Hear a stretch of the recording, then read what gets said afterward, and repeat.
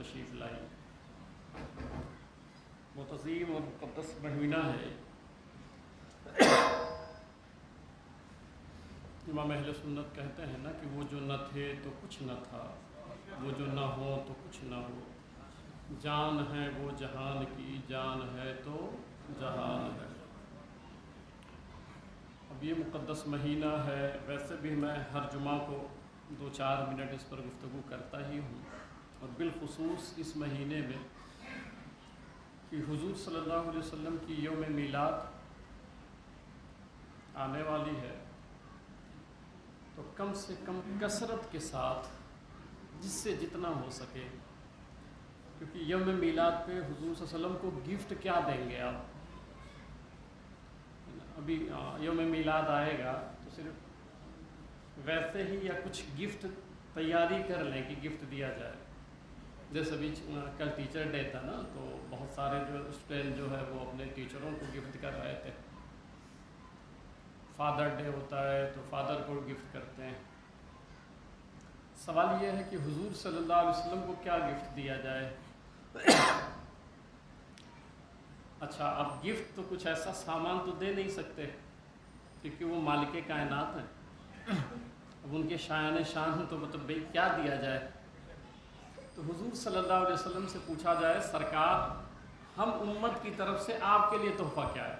آپ بتائیں تاکہ ابھی ربیع الاول شریف کی 12 تاریخ آئے، اس سے پہلے ہم تیاری کر لیں۔ تو حضور صلی اللہ علیہ وسلم نے فرمایا، حضرت عبداللہ ابن عمر رضی اللہ تعالیٰ عنہ نے سوال کیا کہ آقا ہم لوگ آپ کو اگر کوئی تحفہ دینا چاہیں تو تحفہ کیا ہے؟ تو میرے آقا صلی اللہ علیہ وسلم نے فرمایا، تم لوگوں کی طرف سے سب سے بہترین تحفہ میرے لیے مجھ پر درود پاک ہے، مجھ پر درود پاک ہے۔ تو اب ربیع الاول شریف کے موقع پہ، سرکار کے یوم میلاد کے موقع پہ، اسی دن نہیں ابھی سے جمع کریں تحفہ تاکہ زیادہ ہو جاوے، ہے نا بھائی؟ کوئی 10,000 مرتبہ پڑھ لے، کوئی 20,000 مرتبہ پڑھ لے، کوئی 50,000 مرتبہ پڑھ لے، اگر توفیق ہو تو کروڑ تک چلے جائیں، لاکھ تک چلے جائیں۔ اب ظاہر سی بات ہے کہ یہ گفٹ ہے ہماری طرف سے حضور صلی اللہ علیہ وسلم کے لیے۔ سرکار نے خود کہا ہے کہ میری امت کا سب سے بہترین تحفہ میرے لیے وہ درود پاک ہے، کہ وہ مجھ پر درود پاک پڑھے۔ تو اب یہ جو میں سمجھا رہا ہوں اس کا مطلب یہ نہیں ہے کہ ابھی آپ بھول جائیں گے، نہیں، یہ ربیع الاول شریف شروع ہو چکا ہے، ابھی آپ کو آج سے شروع کر دینا ہے انشاءاللہ، جتنا ممکن ہو سکے درود پاک، جتنا ممکن ہو سکے۔ اب ظاہر سی بات ہے جب تحفہ دیں گے ہم تو ادھر سے بھی تو کچھ ملے گا، ٹھیک ہے؟ تو حضرت عبداللہ ابن عمر رضی اللہ تعالیٰ عنہ نے پھر سوال کیا، یا رسول اللہ صلی اللہ علیہ وسلم، امت کی طرف سے تو آپ کو تحفہ یہ دے دیا ہم نے کہ ہم نے آپ پر درود پاک پڑھا ہے۔ اچھا، اس پر ایک روایت عرض کر دوں، وہ روایت بھی ساتھ و ساتھ سنا دیتا ہوں کہ ان عائشہ رضی اللہ تعالیٰ عنہ قال رسول اللہ صلی اللہ علیہ وسلم، ما من عبد صلی علیہ صلاۃ الا عرض بها ملک حتى یجیء بها وجاہ الرحمن فیقول اللہ عزوجل۔ حضرت عائشہ صدیقہ رضی اللہ تعالیٰ روایت کرتی ہیں کہ حضور صلی اللہ علیہ وسلم نے فرمایا کہ جب کوئی شخص مجھ پر درود پڑھتا ہے تو اس درود کو لے کر کے فرشتہ اللہ کی بارگاہ میں جاتا ہے۔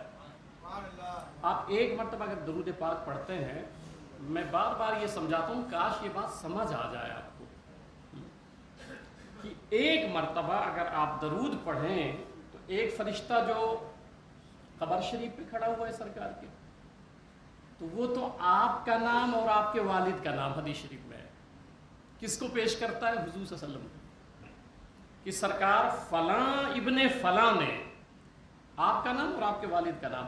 اب ذرا سوچیں دل پہ ہاتھ رکھ کے، وہ فرشتہ کس کے سامنے آپ کا نام لے رہا ہے، آپ کا تذکرہ کس کے سامنے کر رہا ہے؟ وہ تاجدار کائنات صلی اللہ علیہ وسلم۔ اب اگر آپ چاہتے ہو نا کہ بار بار یہ نام آ جائے تو بار بار درود پڑھو، جتنی مرتبہ پڑھو گے اتنی مرتبہ آپ کا نام وہ فرشتہ سرکار کی بارگاہ میں ملے گا۔ تو اللہ کے رسول صلی اللہ علیہ وسلم فرماتے ہیں کہ ایک تو یہ روایت ہے کہ سرکار کے سامنے، دوسرا سنے اسی پہ کہ وہ فرشتہ لے کے اللہ کی بارگاہ میں جاتا ہے درود پاک، اب اللہ تعالیٰ کیا کہتا ہے اس فرشتے سے؟ وہ فرشتہ کہتا ہے مولا فلاں نے تیرے حبیب پہ درود پڑھا ہے. تو اللہ کیا کہتا ہے؟ اذهبوا بها الى قبر عبدی تستغفر لقائلها وتقر بها عینہ. اب اللہ اس فرشتے سے کہتا ہے جو درود آپ کا لے کے گیا اللہ کی بارگاہ میں. اللہ کہتا ہے فرشتے سے کہ اب تم چلے جاؤ, تمہاری ڈیوٹی لگاتا ہوں میں. فرشتے کی, وہ جو درود لے کے گیا تھا, تمہاری ڈیوٹی اس بات کی لگاتا ہوں کہ جب اس کا انتقال ہو جائے تو اس کی قبر پہ محشر تک بیٹھے رہو. اب یہ درود پاک کی فضیلت, ایک مرتبہ درود پڑھیں تو اللہ فرماتا ہے اس فرشتے کو یہ درود رکھو اپنے پاس, اور تمہاری ڈیوٹی یہ ہے کہ اس بندے مومن کے قبر پہ چلے جاؤ اور میدان محشر تک یعنی قیامت تک کیا کرو. اب فرشتہ کیا کرے قبر پہ بیٹھ کے؟ اللہ فرماتا ہے تستغفر, بیٹھے نہ رہو بلکہ اس مردے کے لیے تم مجھ سے دعائے مغفرت کرتے رہو قیامت تک. اب اتنی بڑی فضیلت درود پاک کی کہ ایک مرتبہ درود پاک پڑھے, فرشتہ قبر پہ مرنے کے بعد بیٹھے گا. اب اگر 1000 مرتبہ درود پڑھے تو کتنے فرشتے ہو گئے, اور اگر وہ عدد آپ کی 1,00,000 پہنچ گئی درود پاک کی تو پھر کتنے فرشتے ہو گئے, اور کروڑ ہو گئی تو پھر کروڑ فرشتے ہو گئے, اور ان کا کام صرف یہ رہے گا کہ وہ آپ کے لیے دعائیں مغفرت کریں گے. یہاں دیکھ لیں کتنی قبریں ہیں, آپ سب کی کوئی نہ کوئی انتقال کر گئے ہوں گے. کتنی مرتبہ آپ جاتے ہیں, یا آپ کی اولاد آپ قبر میں پڑے رہیں گے, آپ کی اولاد کتنی مرتبہ قبر میں جائے گی؟ نہیں جاتی ہے. میں نے بتایا نا, ابھی رات میں بیٹھا ہوا تھا قبرستان میں, یہ رفیق نگر میں, تو میں نے دیکھا پورا سناٹا ہے. میں جاتا ہوں, کبھی 1 بجے جاتا ہوں رات میں, کبھی 2 بجے, کبھی 3 بجے چلا گیا, کبھی 12 بجے چلا گیا, کبھی 4 بجے اٹھا چلا گیا. جاتا ہوں وہاں حالات دیکھتا ہوں قبرستان میں کوئی نہیں ہے. بے بسی کا عالم یہ ہے, بیچارے پڑے ہیں قبر میں, پتہ نہیں کس کے پیر میں جو ہے وہ بیڑیاں لگی ہوں گی, ہاتھ میں آگ کی ہتھکڑیاں لگی ہوں گی, کس کو کیا خبر. تو اولاد تو کوئی بھی نہیں آتی ہے قبر پہ. اب یہ عمل اگر آپ کر لیں تو اولاد نہ بھی آئے تب بھی فرشتہ قیامت تک کے لیے آپ کے لیے دعائیں مغفرت کرتا رہے گا. اب یہ آپ کے اوپر چھوڑتا ہوں کہ آپ جتنا چاہیں فرشتے اپنے لیے دعائیں مغفرت کے لیے تیار کر لیں. تو کم سے کم ربیع الاول شریف اپنے گھروں میں تاکید کر دیں, بتا دیں سب کو کہ بھئی ایک درود پاک پڑھو 1 مرتبہ تو 1 فرشتہ, کروڑ پڑھو تو پھر کروڑ فرشتے. تو میں عرض کر رہا تھا کہ پھر حضرت عبداللہ بن عمر رضی اللہ تعالیٰ عنہ نے پوچھا, یہ میں میلاد پاک کی تیاری بتا رہا ہوں کہ کیسے کریں آپ, کیا کریں آپ. تو عرض کیا یا رسول اللہ صلی اللہ علیہ وسلم, ہم نے تو سب سے بہترین تحفہ آپ کو دے دیا درود پاک کی صورت میں, آپ کی طرف سے کیا ملے گا؟ تو میرے آقا صلی اللہ علیہ وسلم مسکرائے, اور جب میرے آقا مسکراتے تھے تو در و دیوار روشن ہو جاتے تھے.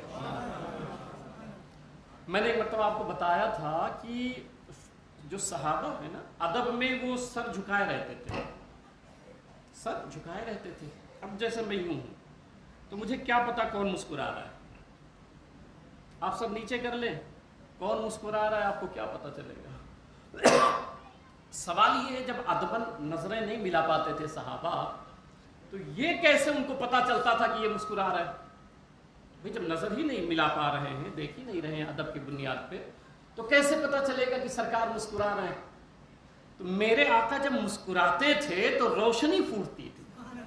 اب ان کے بدن پہ جب پڑتی تھی تو ان کو احساس ہو جاتا تھا اس وقت محبوب مسکرا پڑا ہے. اس روشنی سے پتا چلتا کہ حضور مسکرا پڑے.